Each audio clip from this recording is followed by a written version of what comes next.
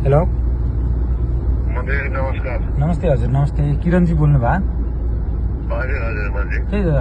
त्यो हाम्रो के हो त त्यो उनीहरूको चाहिँ हाम्रो विशेष राष्ट्रिय खेलाडीहरूको फुटबलको हजुर महिलाको? उनीहरू जित्यो अब त्यहाँ इन्डियामा। हजुर इन्डियालाई जित्यो। अब अस्ति इरानसँग चाहिँ हामी हार्यो। अब फ्रेन्डली म्याच हो खास त्यस्तो हजुर हजुर। अनि अब उनीहरू अब फेरि सिक्किम खेल्दैछ। यो इन्डियाको इन्डिपेन्डेन्ट डे रहेछ।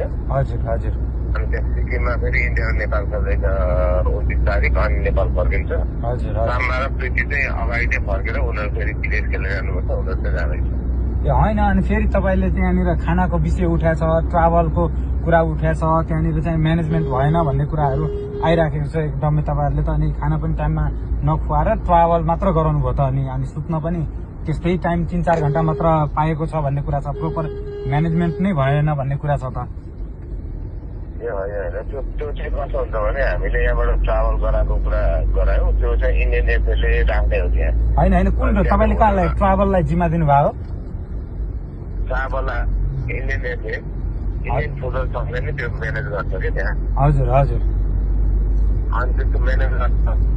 अब त्यो अगाडि समस्या भएको थियो, अहिले त्यो सल्भ भइसकेको त्यहाँ सिलगढीमा शिलङमा चाहिँ। हजुर। अब उनीहरू अहिले चाहिँ यता आउने हो, के अरे यो सिक्किम आउने हो केही टिम सार्दिका र अनि प्रीति चाहिँ नेपाल आएर। होइन एउटा कुरा तपाईँले होइन हाम्रो इन्डियाकै त्यतापट्टि ट्राभललाई दिँदै गर्दाखेरि होइन उहाँहरूले म्यानेज गर्नुहुन्छ भने तपाईँले टाइम सेड्युल त लिनुहुन्छ होला नि। हाम्रो प्लेयरहरूलाई कहाँनिर खाना खुवाउँछ, कति टाइममा कहाँनिर जान्छ, त्यो टाइमको त ब्रेकडाउन होला नि हजुर। होइन गरेको हुन्छ भन्दा पनि यसो हाम्रो खेलाडीलाई कतै पनि पठाउँदाखेरि डिटेल स्टडी त हामीसँग राख्नु पर्यो नि हजुर।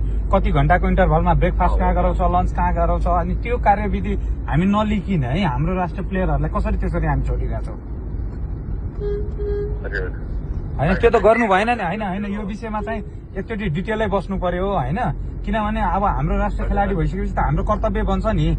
उहाँहरूको खानेकुरा कहाँ हुन्छ, बस्ने कुरा कहाँ हुन्छ, A to Z तपाईँको टाइमिङ मिलिसकेपछि सबै कुरा ल ठिक छ है भनिसकेपछि बल्ल मात्र तपाईँको हामीले पठाउने हो क्या। तर यो चाहिँ तपाईँलाई केही कुरा जानकारी नै छैन भन्नुहुन्छ, उतादेखि मैले लिएकै छैन भन्नुहुन्छ, त्यो त तपाईँले त जे गर्नुपर्ने कुरा त गर्नु भएन त यो त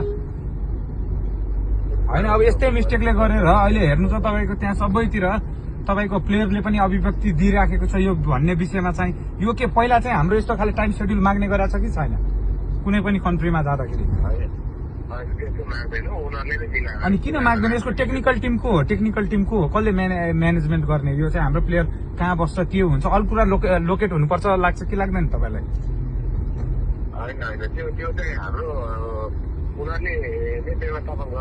होइन उनीहरूले नै व्यवस्थापन गर्ने। यस्तो क्या उनीहरूले नै व्यवस्थापन गर्ने भने पनि हाम्रो प्लेयरको के छ त व्यवस्थापन? पहिला डिटेल दिनुहोस्, त्यसपछि हामी पठाउने हो क्या तपाईँको चाहिँ होइन। भोलिको दिनमा उनीहरूले व्यवस्थापन नै गरिदिने भयो, हामीले यतिकै प्लेयर पठाउने होइन। अहिलेसम्म होइन, यसमा चाहिँ चेन्जेस गर्नु पर्यो।